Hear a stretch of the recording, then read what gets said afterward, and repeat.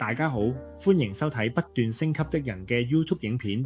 要得到快樂，有好多方法。隨住近年科學嘅進步，開始有科學家探索係咪有咩系統性嘅方法可以令人開心。依家科學家初步知道有3種快樂荷爾蒙主宰住我哋嘅幸福感，分別係帶嚟平靜同滿足嘅血清素，營造連結同溫暖嘅催產素，同埋令人充滿動力、有強烈愉悅感嘅多巴胺。我哋開心嘅時候會分泌呢啲快樂荷爾蒙，調翻轉分泌呢啲荷爾蒙亦會令我哋快樂。呢條影片我會同大家分享10個經過科學實證、簡單而又能夠 apply 喺日常生活入邊，兼且冇任何副作用嘅方法，去促進呢3種荷爾蒙嘅分泌，增加幸福感。生活有時難免有枯燥乏味嘅時候，適當咁運用快樂荷爾蒙嘅機制，我哋嘅生活就可以更美滿。好啦，大家準備好未呢？我哋依家開始。首先，第一個方法就係曬太陽。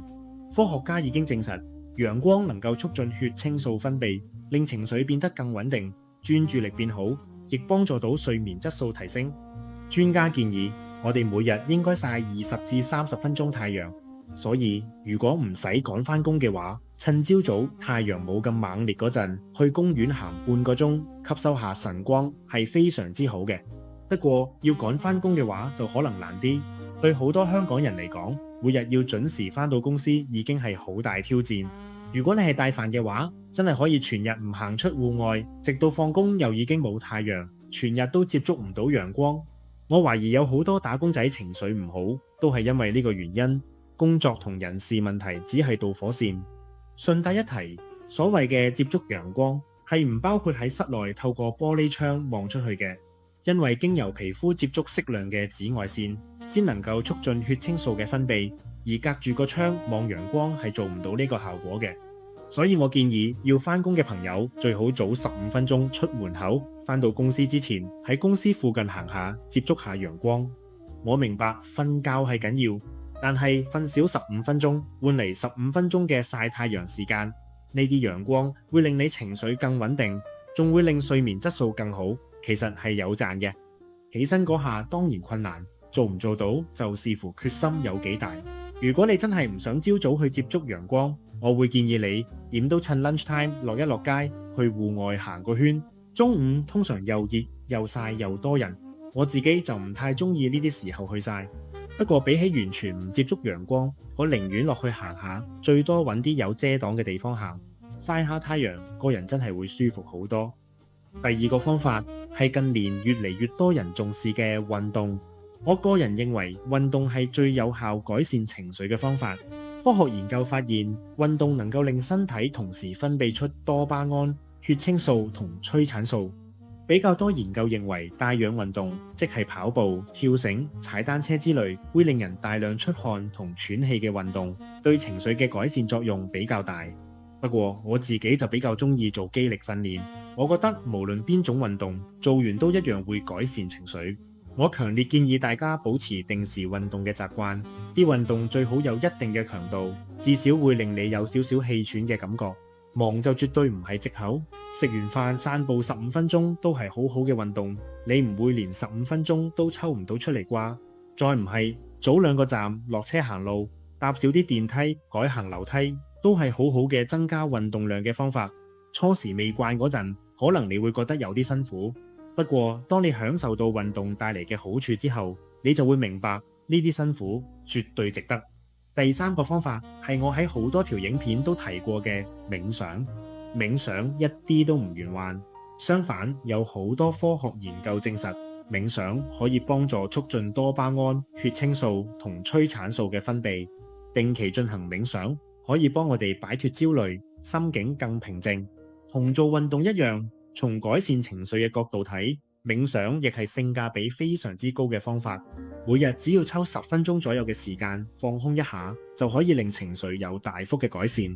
我自己嘅睇法係，冥想有好多個段位，最初階嘅就係純粹坐喺度發下呆，而只係咁樣對情緒已經有好大幫助。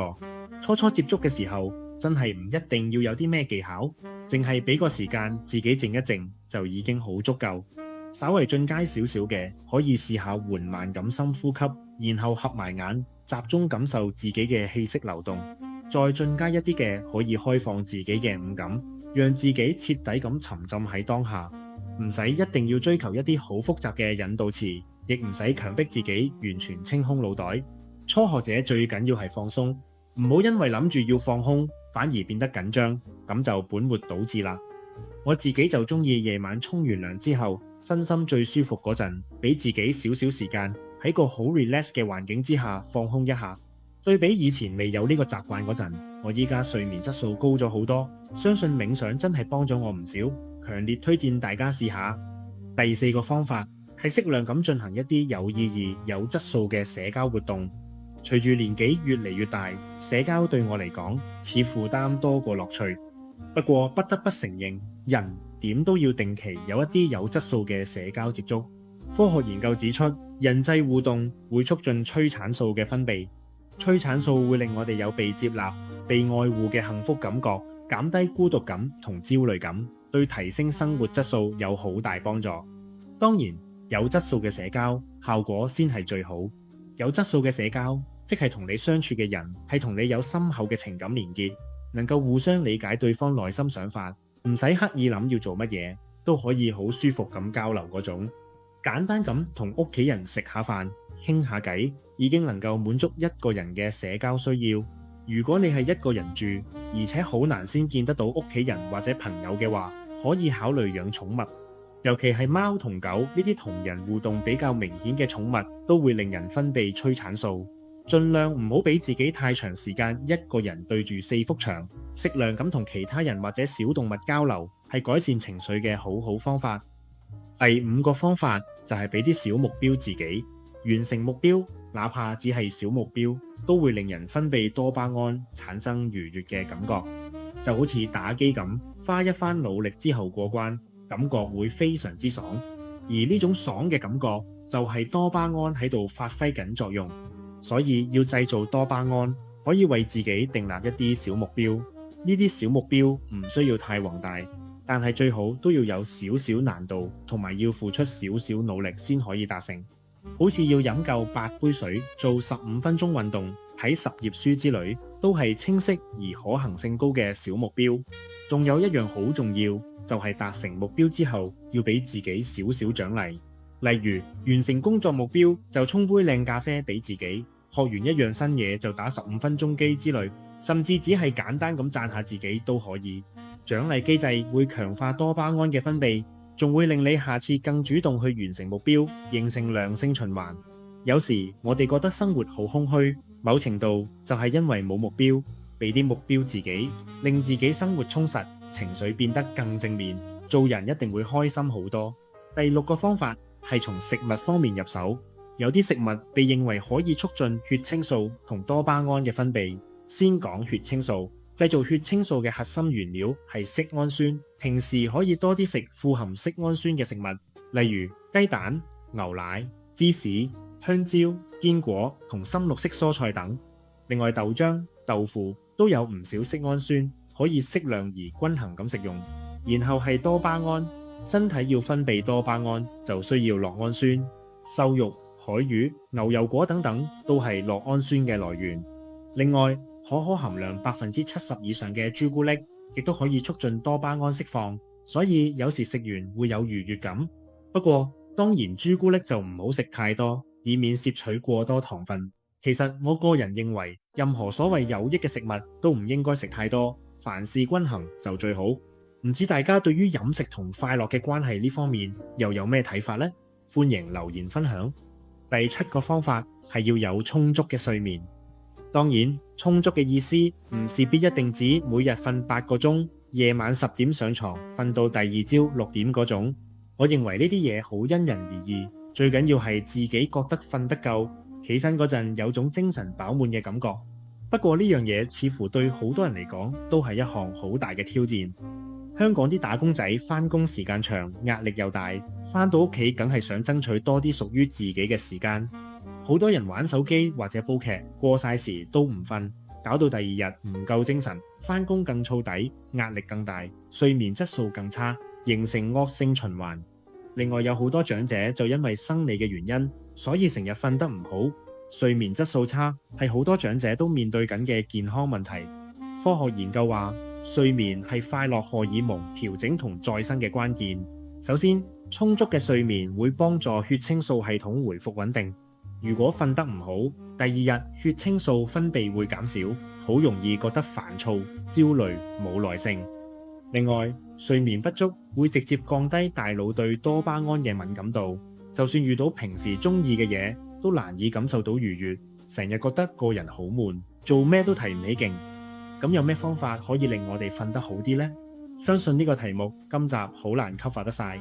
不過我相信，如果你做足今日講嘅各種令自己開心嘅方法，身體有均衡嘅多巴胺、血清素同催產素，睡眠質素自然會改善。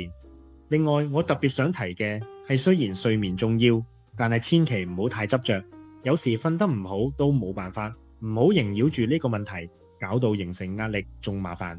仲有就係千祈唔好諗住平日瞓少啲唔緊要，靠假日補眠就得。科學證明，作息紊亂比單純瞓得少更傷身，因為荷爾蒙分泌好難調整返。好啦，跟住我哋進入第8個方法，就係多啲幫人。